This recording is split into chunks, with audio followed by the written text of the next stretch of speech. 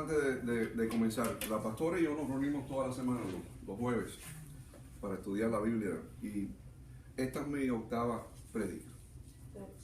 Ella la verdad que nunca me ha sugerido o me ha dicho, habla de esto o habla de lo otro.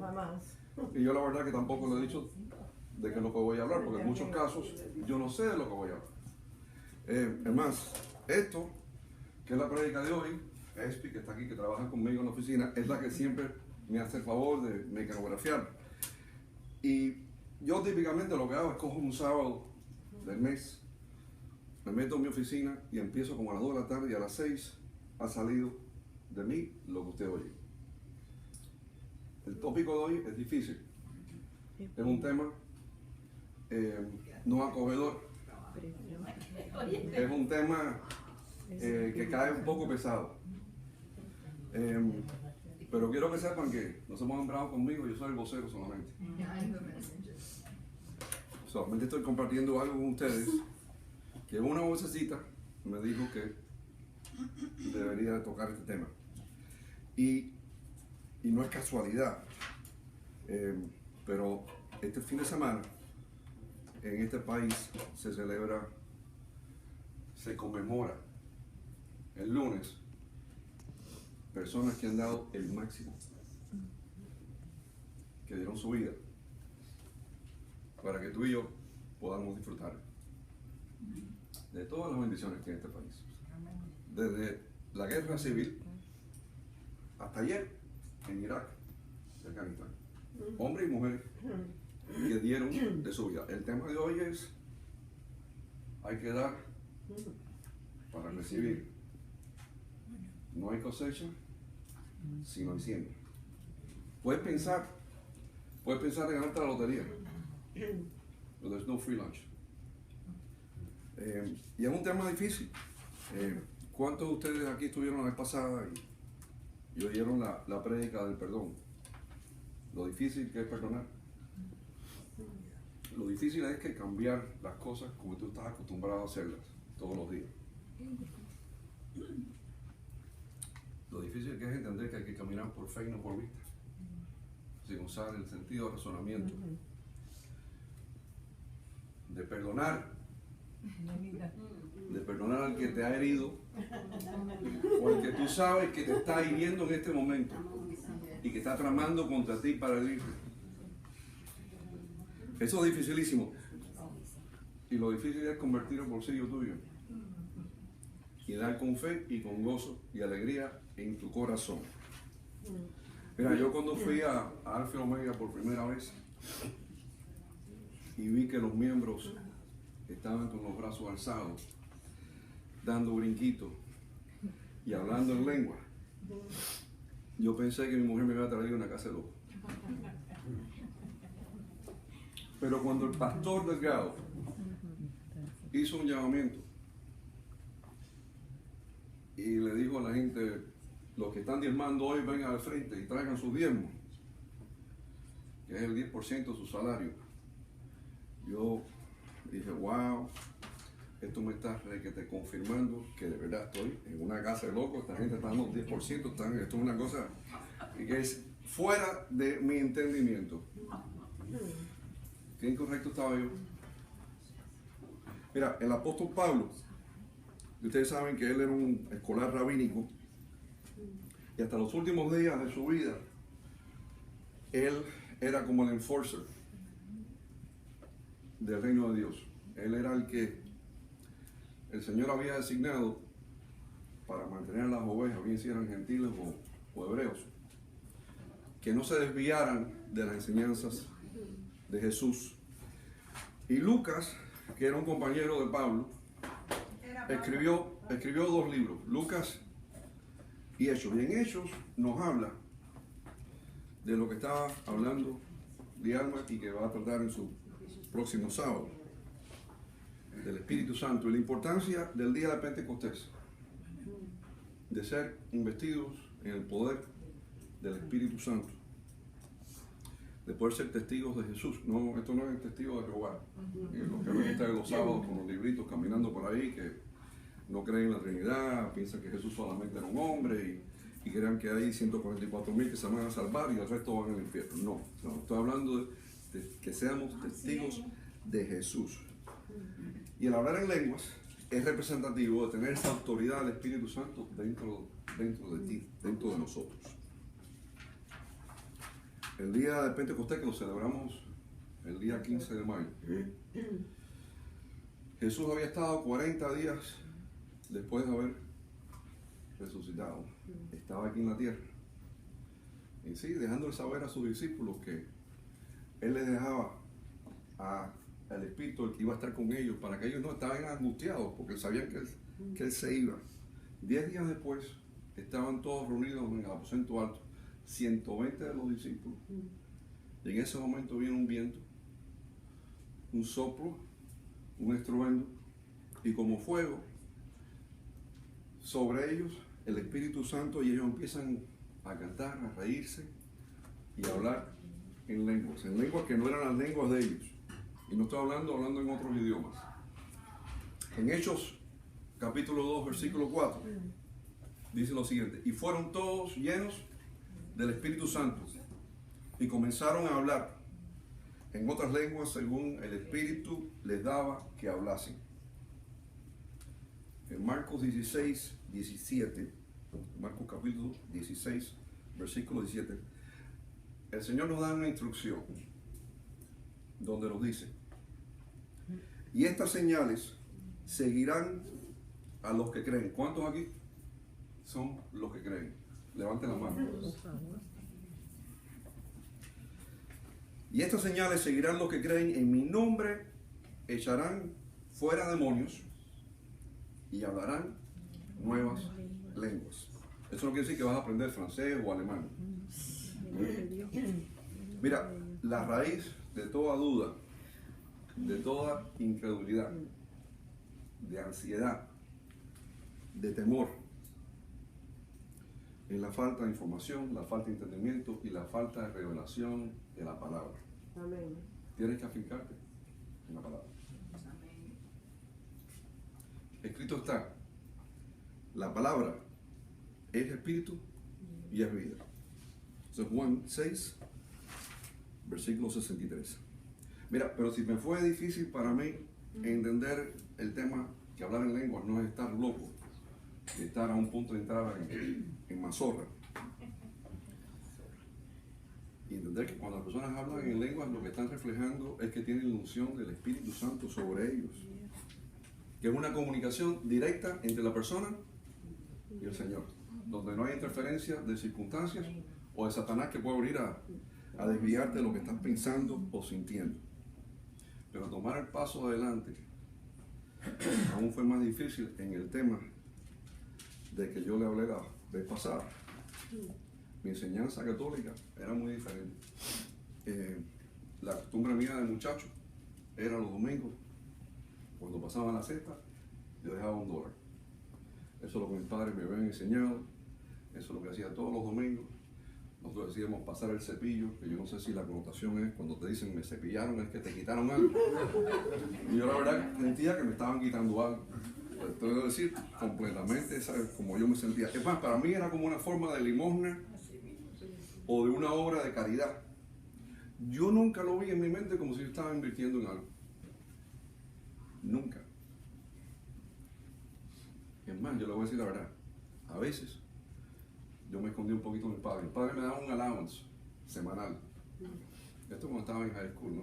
Iba aquí al Little Flower. Y entonces, si ellos no estaban mirando, yo en vez de poner $1, ponía el cambio que tenía en el bolsillo. Yo estaba cumpliendo, pero me estaba dejando más de mi lado. Esa era la mentalidad. Era un pequeño peaje y yo sí me podía esquivar con dar un poquito menos. Así lo hacía. Esa es la verdad.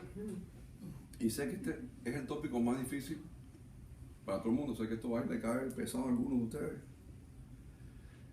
Pues si la convicción de la fe es dura y la convicción de perdonar es dura, la más dura es esta. Es la más dura de todas. La convicción de comprometer el bolsillo tuyo no es fácil.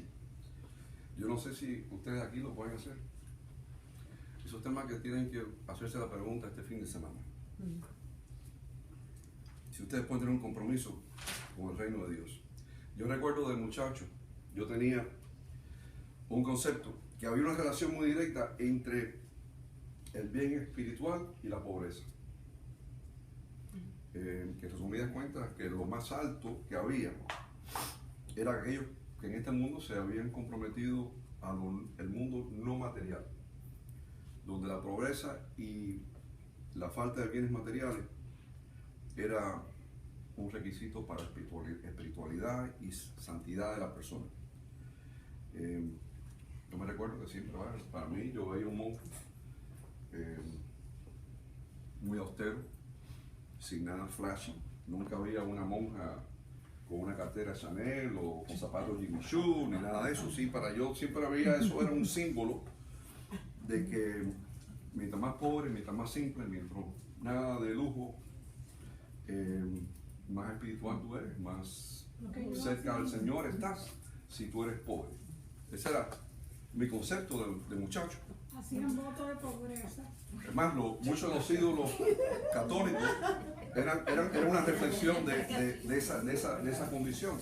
Si vemos San Francis de Asís, Santa Teresa Margaret, y en la cultura nuestra cubana, que hay, para los que no son cubanos, esto no aplica mucho, pero yo no me olvido las imágenes de San Lázaro, con su perrito callejero, en muletas.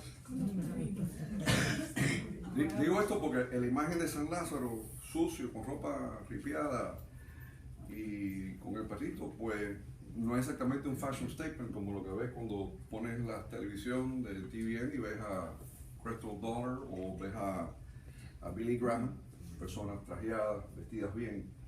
Entonces, la persona que viene de esas tradiciones, ve un shock y a veces piensa y empieza a dudar y le entran dudas. San Francis de Asís regaló todas sus posesiones porque su mente, siendo pobre, se veía como un Cristo.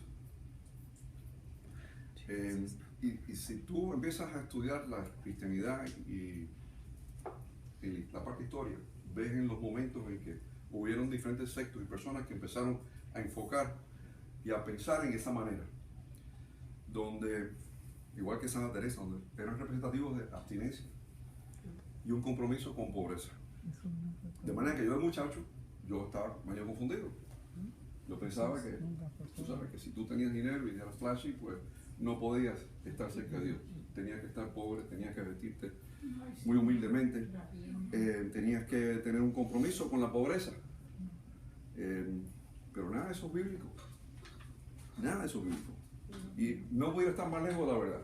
No hay ningún lugar en la Biblia donde el Señor quiera que tú seas pobre, que tú no tengas bien, que tú no te progreses, que tú no estés bien. No hay nada que indica todo lo contrario. Todos los milagros de Él eran para hacer un bien a la persona que tenía o le faltaba algo. De manera que eso de la pobreza es una decisión completamente personal, de la cual yo no creo que hay ni fundamento en ningún lado. Y me recuerdo, por ejemplo, a mi tía Carmen, que ella se castigaba no con pobreza, pero se castigaba con luto. Porque en esos tiempos de antes, por cada pariente que se moría, eran X números de años de luto. Yo nunca vi a mi tía Carmen vestida en un color que no fuera negro. Hay personas que te castigan con tatuajes. Otras personas que siguen el celibato. ¿Cuántos de ustedes aquí han invertido en la bolsa? Uno, dos, tres. Y aquellos de ustedes que han invertido en la bolsa entienden cómo trabaja y cómo opera, cómo funciona.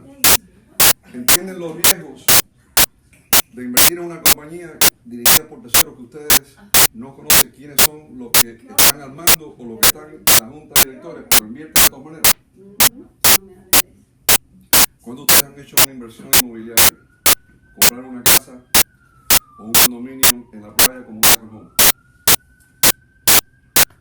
O se intentan comprar una casa o un condominio para vivir y al firmar el contrato de compra y venta para cerrar el negocio, para sellar la transacción.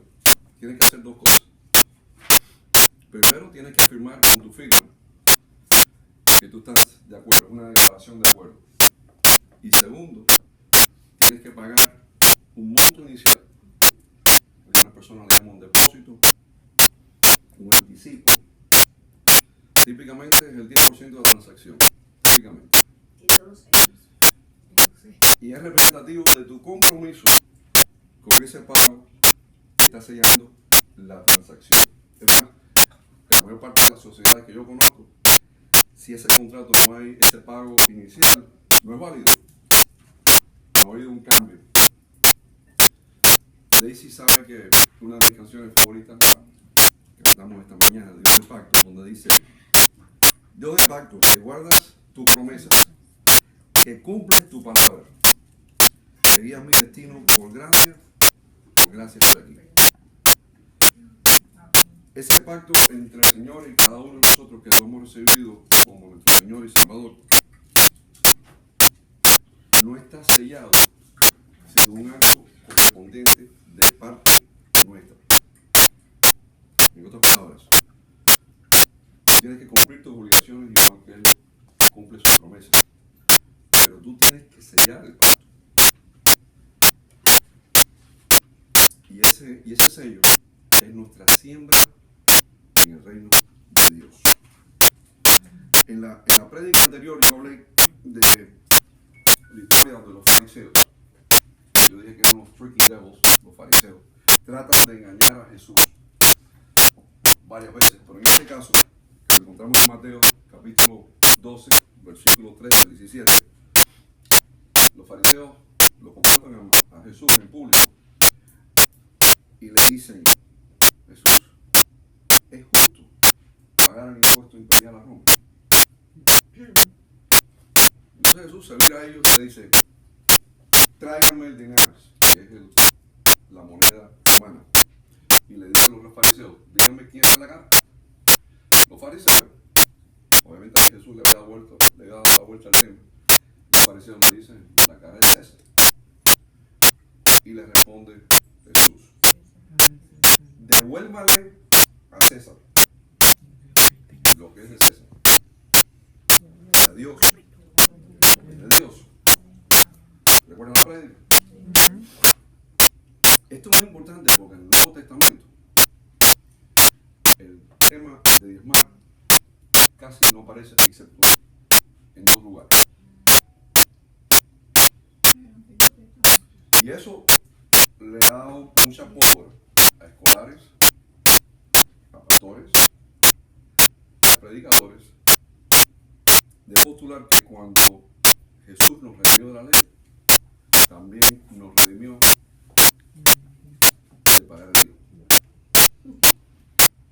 que era parte de la ley del Viejo Testamento. Pero Jesús no dice: páguenle a César. Él no dijo eso. Jesús dijo: devuélvele a César. Devuélvele a Dios lo que es de Dios. Mira, cuando tú devuelves algo, es porque lo que tú tenías no era tuyo.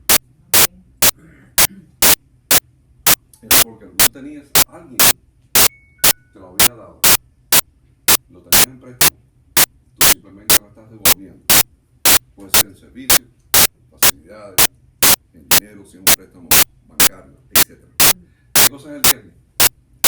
El diezmo es el 10% del salario, la entrada, la cosecha, si es un campesino lo que cosechó, si es un pescador lo que pescó. El diezmo también tiene la connotación de los primeros frutos, first fruits. En otras palabras, no son las obras, como decía yo, la moneda que me quedaba en el bolsillo. Lo que a veces cuando tú tienes cambio, te vas a tomar un café y no quieres andar con todo ese cambio que te queda y lo pones en la cajita como obra de caridad para quitarte el cambio y no llevarlo contigo. El concepto del diezmo comienza en el principio, en Génesis capítulo 14, versículo 20, donde Abraham le habían dicho, le habían avisado que el rey se había secuestrado a Lot, el hijo de su hermano, y con 317 318 hombres, Abraham derrota la armada de Aram y salva a Lot. Y en Génesis 14:20 dice: bendito sea el Dios Altísimo que entregó en tus manos a tus enemigos. Entonces Abraham le dio el diezmo de todo lo que tenía. Se lo dio al sacerdote Melquisedec, que también era el rey de Salem. El separar la primera cosecha, ese 10%, lo que dijo Abraham cuando envió su diezmo, de todo lo que tenía, al sacerdote, y lo que decimos tú y yo cuando estamos dando una ofrenda, lo que estamos diciendo es lo siguiente: yo doy esto no porque tengo que dar, lo doy con gozo, pues es un pacto de fe y de honor, porque yo sé que mis provisiones, porque yo sé que mi sanidad, porque yo sé que mis cosechas, y porque yo sé que mis victorias vienen de ti. Mira, yo no estoy aquí hoy para decirte lo que tú tienes que hacer. Y es tu decisión si tú cuando ofrendas o das en tu iglesia es un 10%, es menos o es un más. A ti nadie te puede decir cuánto es lo que tienes que dar. Tú decides con tu Señor. Esa es una decisión entre ustedes dos. Lo que yo sí estoy aquí para decir y dejarte saber es que para sellar el pacto hay que cerrar. En el Viejo Testamento vemos el tema de los diezmos en Levítico, en Deuteronomio, Números. Es un concepto que se formaliza en ese momento. Es más, que hay, si tú vas en el Viejo Testamento, vas a ver lugares donde es más de un 10%. Y vas a ver lugares donde ese 10% se retenía por 3 años, por el tema de la cosecha, etc. Y en esos tiempos era una manera de subsidiar a la tribu levítica. Eran la única tribu de las 12 tribus que no había recibido tierra para arar, para cosechar, para criar animales, etc. Y era la manera de las otras 11 tribus de poder sostener a esta tribu que estaba con la responsabilidad de mantener el tabernáculo y de dar el liderazgo espiritual a las otras 11. Ellos eran los líderes espirituales de Israel. Y las otras tribus subsidiaban a esta tribu particular y a los líderes de la misma. En Levítico 27:30 dice la palabra: el diezmo de la tierra, así como el cimiento de la tierra, como el fruto de los árboles de Jehová es cosa dedicada a Jehová. Por eso, cuando Jesús dice, devuélvele a Dios lo que es de Dios, se refiere de todo. Todo lo que es de Jehová, porque todo proviene de Él. Y para los que están aquí hoy, quiero que entiendan que el concepto del diezmo, de la ofrenda, no es solo una inversión monetaria, porque cosechas en el reino de Dios. También es un aspecto de una connotación de tu tiempo. En otras palabras, el diezmo, el concepto de esas primeras cosechas, también se refiere a esos primeros momentos de cada día de tu vida. Y lo que te está diciendo es que los primeros momentos que te levantes, si tú tomas el 10%, son 48 minutos que se lo dediques a Él en oración, en alabanza, en vez de estar mirando CNN o Fox, pon la música, o el carro tuyo por la mañana, que se lo dediques a Él. En 2 Corintios, Pablo, en su carta a los Corintios, nos recuerda que el que siembra en abundancia cosechará. ¿Algunos de ustedes han empezado un negocio sin una inversión? Sin sweat capital. ¿Has podido empezar algo sin sin poner algo enfrente. El campesino puede cosechar algo sin poner la semilla. ¿Cómo te cae el cielo? O tienes que tener skin in the game. Como dicen los inversionistas, cuando tú vas a ser un inversionista como un socio, si tú le dices, bueno, yo voy a poner, ¿y qué vas a poner tú? Es lo primero que te pregunta un socio. ¿Cuánto estás poniendo tú en esto? ¿Eh?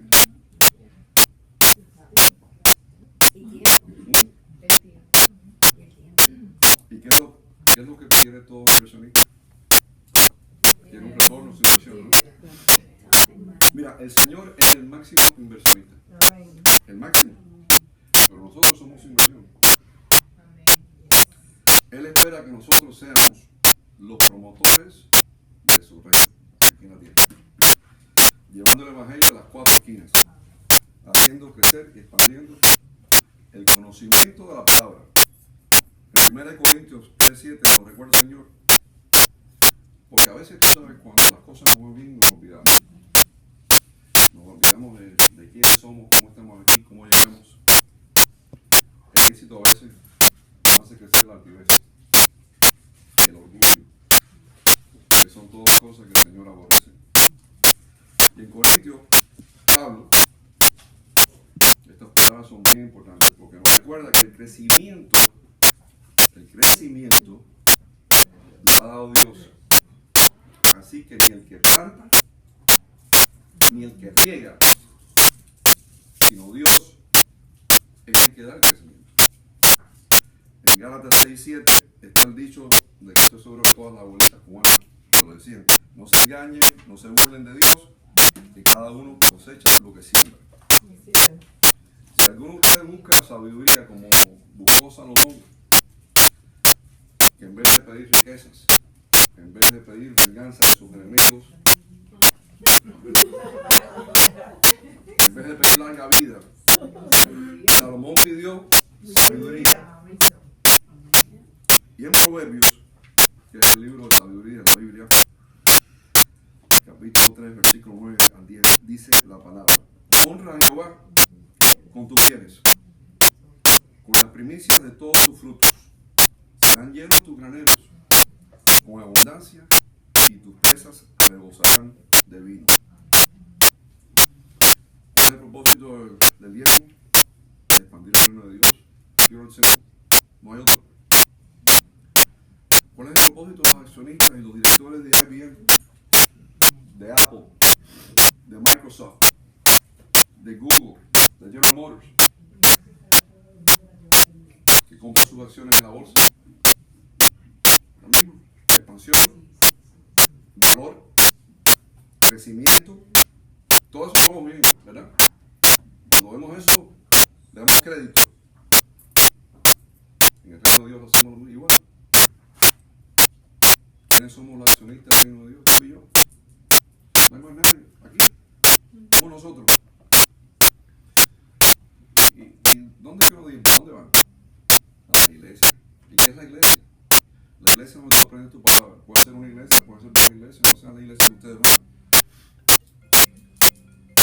Y apoyan a los líderes de la iglesia, a los pastores, a los ministerios de la iglesia y a cualquier esfuerzo en ese ambiente que promueve el evangelio del Señor. Y no hay diferencia. Tú inviertes en tu casa, en tu mantenimiento, en la piscina, en la decoración, en tu persona, en tu físico. Y si estás comprometido con el Señor, si levantaste la mano cuando dijiste yo creo, hay que invertir en el reino del Señor. Y Él te recompensará con abundancia, con multiplicación. Pero nunca puedes olvidar que hay que devolverle a Él lo que le toca a Él. La segunda referencia de diezmo en la Biblia, solamente hay dos, o por lo menos yo las encontré dos. La vemos en Mateo 23, donde vemos a Jesús en una de sus palizas a los fariseos, donde los acusa de ser hipócritas, que lo eran, porque ellos son diezmados. En otras palabras, está el pacto hace por nosotros, entonces está la parte de lo que tenemos que hacer nosotros. Y Jesús le recuerda, usted se ha olvidado de la justicia, se ha olvidado de la fe, se han olvidado de la misericordia, que es toda la responsabilidad nuestra. Ellos solamente diezmaban. Y el resto, pensaban que con el dinero era todo. Jesús le dice, es necesario el diezmar, pero sin dejar de ser justo, misericordioso y sin abandonar la fe. Dios ama al dador alegre. Y así dice la palabra en Corintios, 2 de Corintios 7. Da con gozo en tu corazón, nunca con tristeza, nunca porque sea por necesidad o por obligación. Cuando tú inviertes en Apple, en Microsoft, en GM, no lo haces solo porque tú quieres que la compañía crezca y alcance sus metas en el año fiscal. Lo haces porque tienes esperanza de que va a haber dividendos para ti, de que vas a tener multiplicación en tus activos, que tendrás rentabilidad y un retorno, ¿correcto? Lo mismo con el reino de Dios, no es diferente. El que hace todo crecer, el omnipotente, el todopoderoso, el Chairman of the Board, la promesa que todas las promesas sean tuyas, que tus canastas se desborden con abundancia, una abundancia exagerada, que va a ser el tema de mi próxima y última prédica del verano. Y si lo puedes creer y siembras en el reino, toda esa abundancia va a ser tuya. Mira, tu presupuesto anual tiene que tener, en mi opinión, un line item que diga RTD. Igual que puedes tener para tu carro, la hipoteca, lo que te vas a gastar en las vacaciones, un viajecito, etc. RTD es el reino de Dios. Y es tan importante como el carro nuevo o ir a Disney World. Nuestro Señor. Te iba a decir, porque RD, el signo de peso. Bueno, eso en la República Dominicana. Nuestro Señor dio, Él dio a su único hijo, el que por nosotros murió. ¿Qué das tú? Este fin de semana, piensa, ¿qué das tú? ¿Dónde está tu nivel de inversión? ¿Eres un minority stock? ¿Eres un majority stock? Solamente lo sabes tú, tu nivel, proporcionalmente, por supuesto. Si tú lo has pensado pero todavía no estás ahí,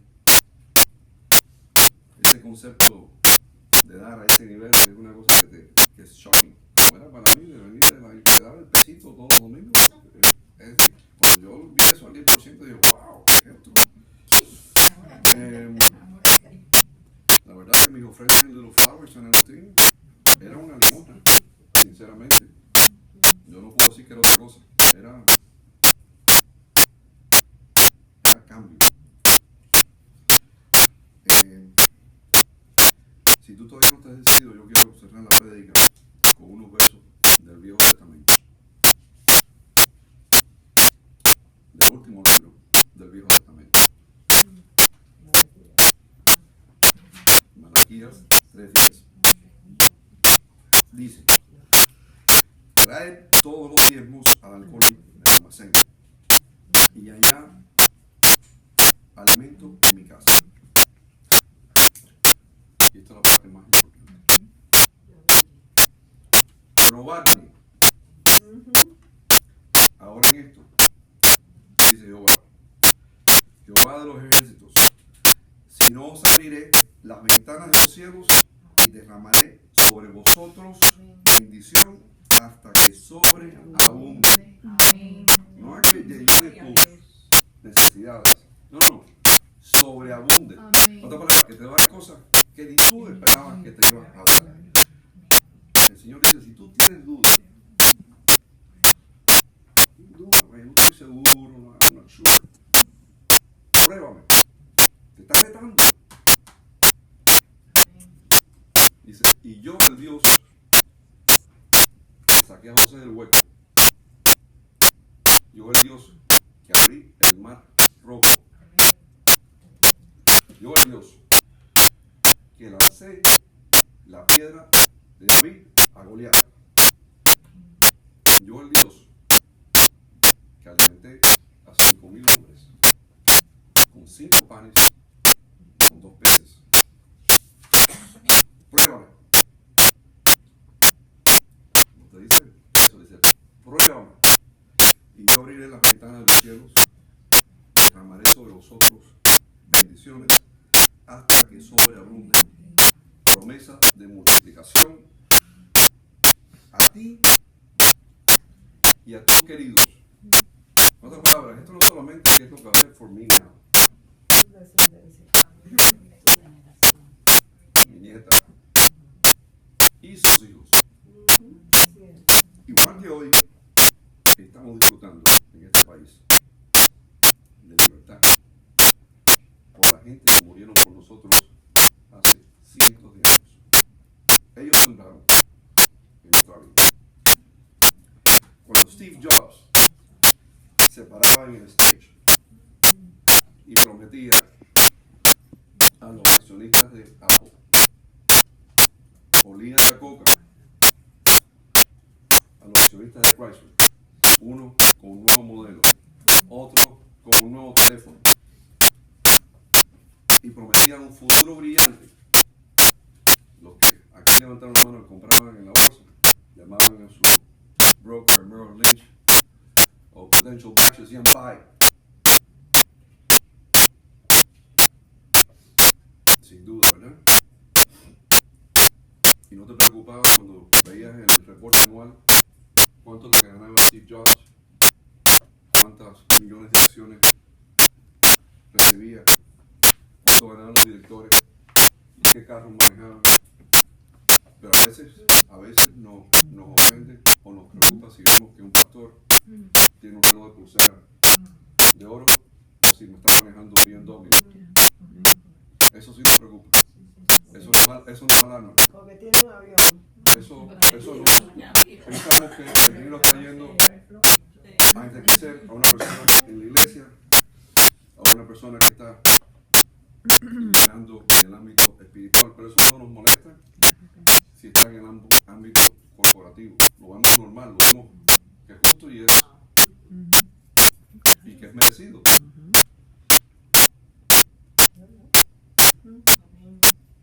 ¿Qué pensaba eso?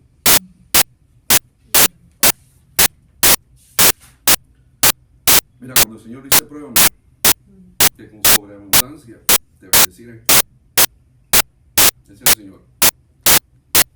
¿Cuál es tu decisión? Baje, reino de Dios. Si tú llegaste aquí hoy, igual que yo estaba el año pasado, donde creía que sí, creía la palabra y el pacto y eso, pero yo no había sellado. Yo no había sellado ese compromiso. Yo no me veía como inversionista o como accionista del reino de Dios.